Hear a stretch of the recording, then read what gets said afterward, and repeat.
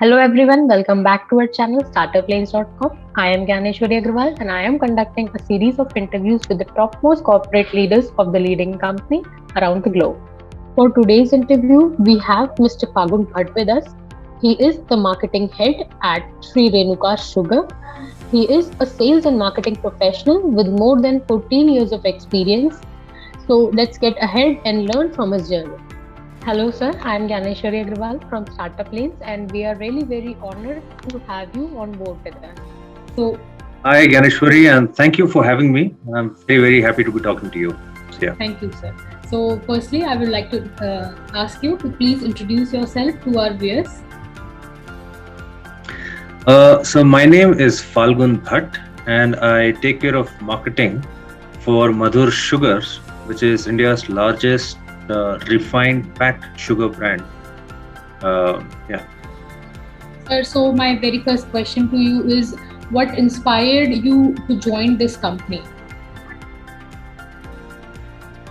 Okay. So a couple of reasons, in fact, one of them is I have about 15 years of experience in the marketing domain of food FMCGs, and in fact, almost about 10 out of those 15 years are in the branded commodities or what we might call staples space. So, in that sense, the industry and the company was a natural fit. But more importantly, for about a decade now, we've been hearing a lot of purpose-led brands and how the contribution to the society trumps the profit motives. And yet, I have with my limited wisdom and abilities, I have come across a lot of brands where I felt that their purposes seemed a little flakier. But in my case here with Madhur Sugars, here was a brand where there was truly an opportunity to bring purity and sweetness, hygienic sweetness, in the plates and lives of consumers. So that was one. And even apart from the brand Madhur, the organization is directly touching and enriching lives of a lot of farmers. It is contributing to the India's. It's an all blending program, which is a Government of India initiative now, and it helps India with lowering the import bills and thrust on the renewable, greener fuels. So all in all, multiple reasons why this was a great opportunity and which is why I'm here. So, yeah. Okay. So, what is your life mantra? Okay. That's a little cliched, to be very honest. Different people may articulate it differently. For me, it starts with having a vision, and I say this for myself as well as the brand that I would want to work with. It starts with having a grand vision, practical, but bigger than what has been attempted before, and truly courageous, bold, mad also if required, but a good vision. And once you do have one such vision that you connect with, whether it is on a personal level again or the brand that you're working with, then you pour your heart and soul into it. You give it everything you have. You put all your passions, every resources that you can muster around and within you, you give it to it. And that's the only way to live, I think. Yes, yes. So, what was the most difficult part or the challenging part in your journey? Journey so far? Yes. I think the most challenging part of, or the most challenging assignment that has ever come my way was almost about 4 years that I've spent in the Middle East. It was a very different product which worked very differently from anything that I had worked on before. So it was very new for me. In fact, the day in the life of a marketeer of commodities, which I had worked on earlier, was very different from day in the life of an impulse category, which is what I had worked on there. One was that, and second is it was a new market, new language, new culture, new purchase behavior. Everything was so new. It was almost as if I was a fresher, and yet I was joining in a leadership position within the marketing scheme of things.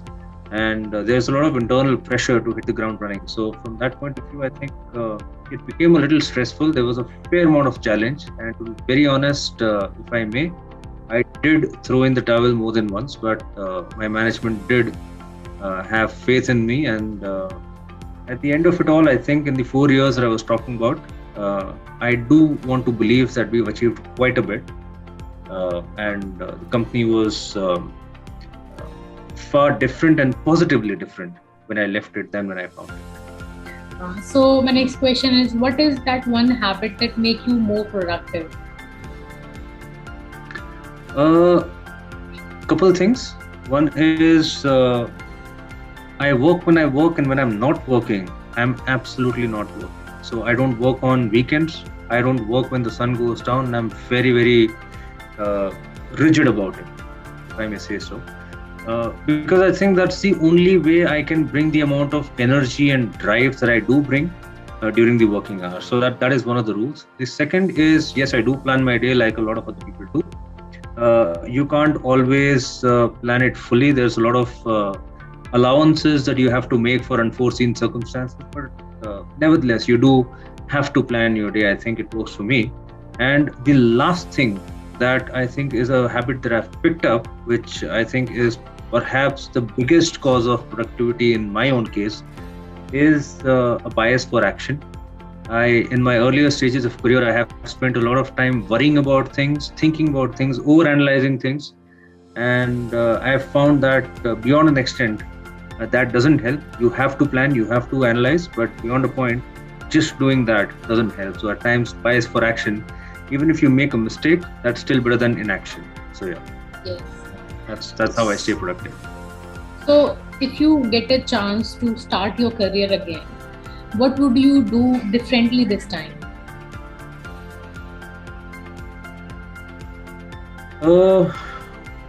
I wouldn't do a lot of things different from what I have been able to do, to be very honest. Various stages of my career, I have felt that maybe I was in the wrong place, maybe in the wrong company, or like I just mentioned, in the wrong country as well. But and while I'm still only halfway through what I hope is going to be a full career, but I can already see signs of how it all adds up. I don't know if I mean, it's how, in a way, how Steve Jobs mentioned in one of his speeches, that you can't really connect the dots going forward. You can only connect them looking back. So now that I have the benefit of connecting the dots, I do know that a lot of things happen which I may not have enjoyed at that point in time, but I do see how it all adds up. I do see how it all contributes to what I'm able to do now. It's things that I may not have appreciated back when it happened. So I would not want to do anything different than what I have, because it's all contributed to making me who I am today. So yeah. So can you like to share a quote that inspires you the most? Okay. I do have couple of quotes, in fact, and again, slightly cliched. Like half the country, I am also a huge fan of Steve Jobs. Not to say that there are no other visionary and no other leaders that one can emulate, but I perhaps happen to know a lot more about him than I know about a lot of visionaries. So yeah, one of the quotes, and I'm paraphrasing wildly here because I don't recall them word by word, but one of the quotes that inspires me is "Stay hungry, stay foolish," for sure. It gives you the right amount of motivation. It tells you you're never old enough, you're never big enough to do something. You're never, you're never big enough to ask a lot of stupid questions, because at times, that helps more than anything else. So one is that. The second is, again, paraphrasing very, very widely, is you are here to make a dent in the universe. Otherwise, why else be here? If you're not devoting yourself to something so huge and so grand, and something that will touch and add value to lives of everyone around you, if you're not doing that, then you're probably just wasting your time. So that inspires me. That really inspires me. That is truly inspiring for others as well. So my next question is, what makes you excited about Mondays? About Mondays? Yes. I think it's an opportunity. It's 5 more days to do what I love. So yeah, that excites me about Mondays. Yes. Not everybody think like you, I must say. No, but like I said, I mean, I'm lucky enough. I have reached the stage in my career where I absolutely love what I do. I participate in framing the vision, and I have the freedom and consequently also the ownership of what happens in the journey towards that freedom, how swiftly we're able to walk the path. So it's a lot of responsibility as well, but that's part of the excitement. Okay. So my next question is, according to you, how much is self-worth and happiness important in a job? Oh, I think happiness is critical. If you're not happy, you're just going to be punching in and punching out. So that's not going to help. I mean, like we mentioned, you wouldn't be able to put a dent in the universe at all if you're not happy about what you're doing. Having said that, I think there is a time in everybody's career, almost everybody's career, when they're not happy about what they're doing. And I do feel that, you have to do that time. It's just that, when it crosses a certain amount, is when it gets a little worrying. So happiness, I think, long answer short, yes, it is critical. On self-worth, I have a slightly mixed answer on this. I don't have a straight answer here. I do believe self-worth, doing what you believe you're worth, is important. I do believe getting what you think you're due is critical. But having said that, if I had to draw from my own examples, it is when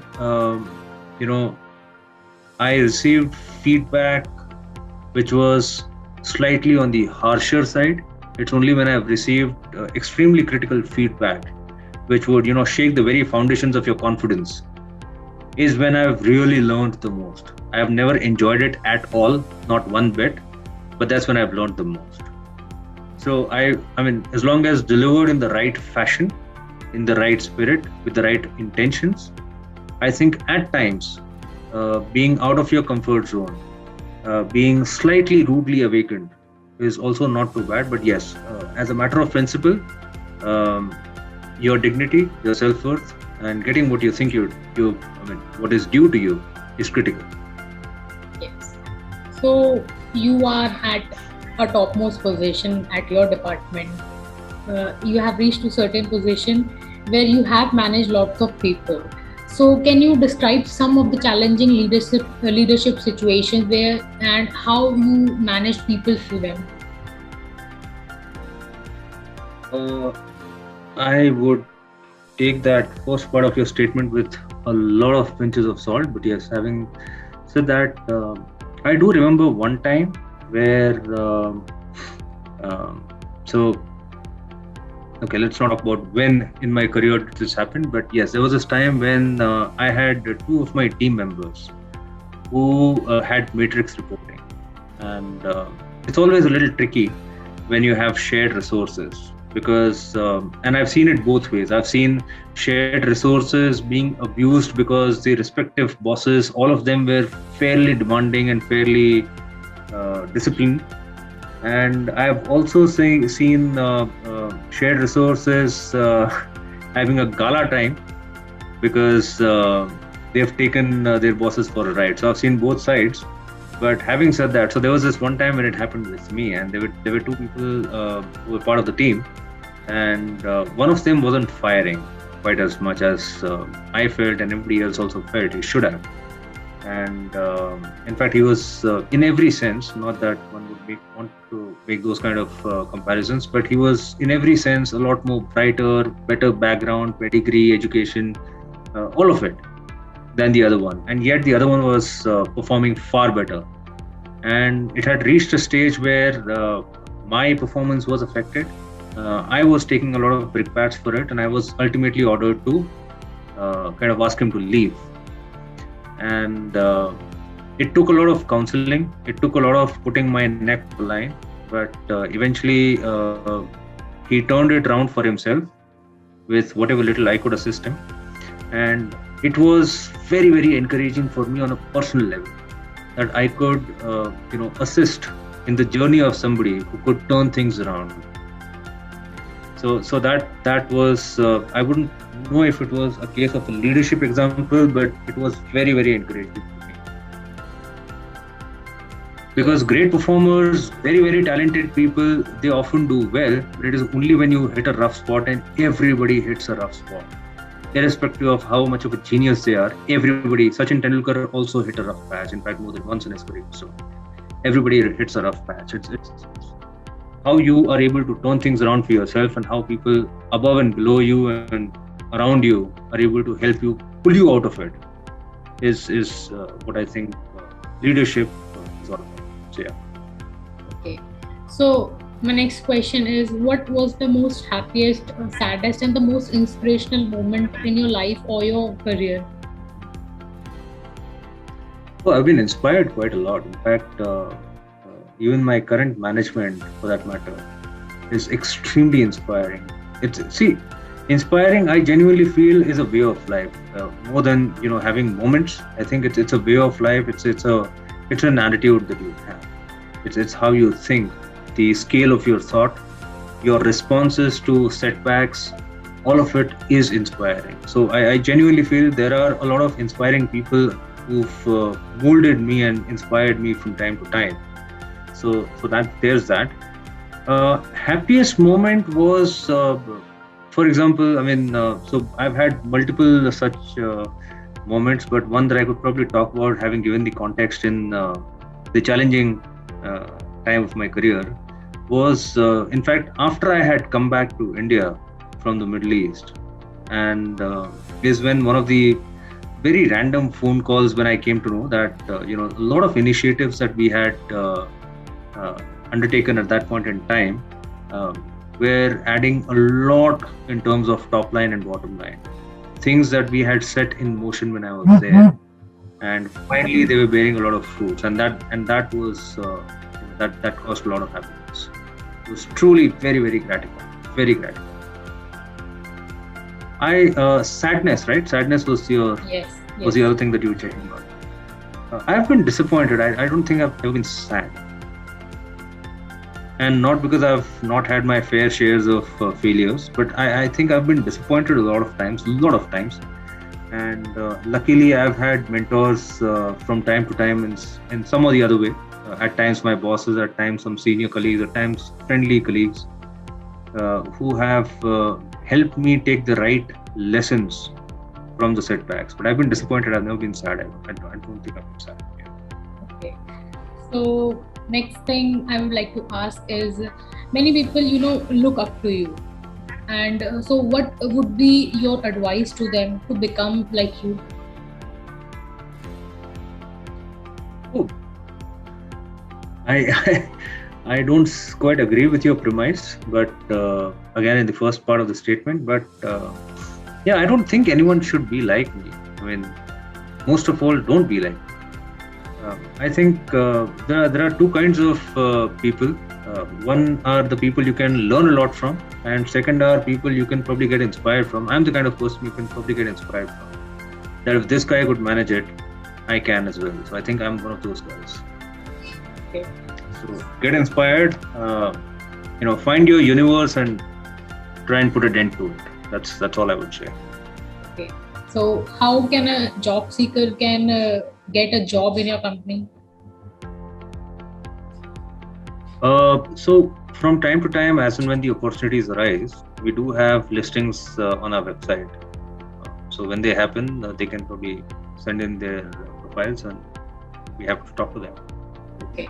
So how can a startup offer their products and services in your company? Great. So we, like I had mentioned earlier as well, we are one of the biggest, in fact, India's biggest brands in refined sugar, branded refined sugar.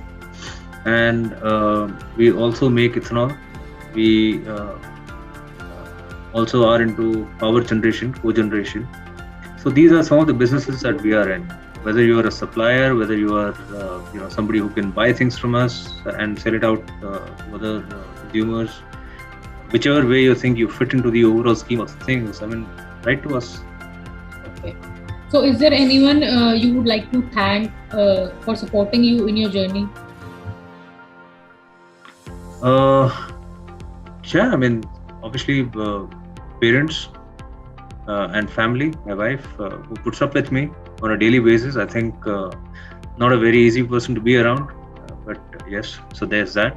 And obviously, like I mentioned, I've always had a lot of people who have either corrected me or who have counseled me. And functionally and attitudinally, there's a lot that I have picked up from people. So I'm totally grateful for that. Yeah. So, what is your feedback on Startup Lanes?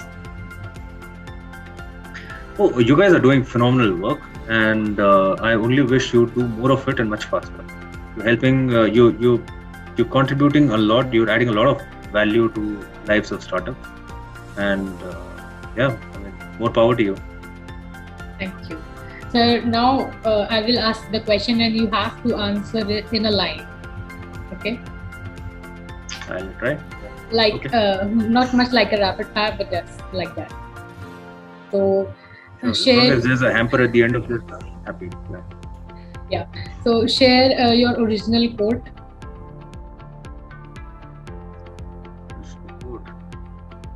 Find your universe and make a dent in it. That's not original, but it's mine. So one tip to success. Give it everything you have. One mistake you believe every individual must avoid. In the first 10 years of your work life, look for things that will add a lot of value to you in terms of learning, not money. Money will come. Okay. So one most important lesson you have learned so far.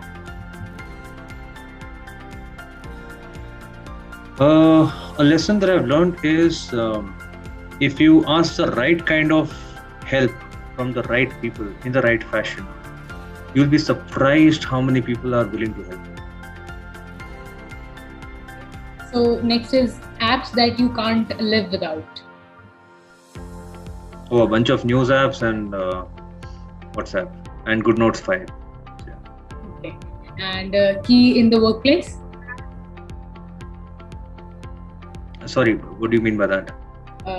Just a key advice for the workplace. Okay, an advice for the workplace. It's one of my bosses told me once, and especially for people who feel the need to be nice to people around them, if you want to make everyone happy, sell ice cream. So you have to be civil, you have to be polite, but don't feel the urge to make everyone happy at workplace. You're there to get your work done, not make friends. So concluding this, I would like to thank you for your inspirational words and for your time. It was really nice talking to you. Thank you so much once again. Very, very happy to be here, and thank you for having me.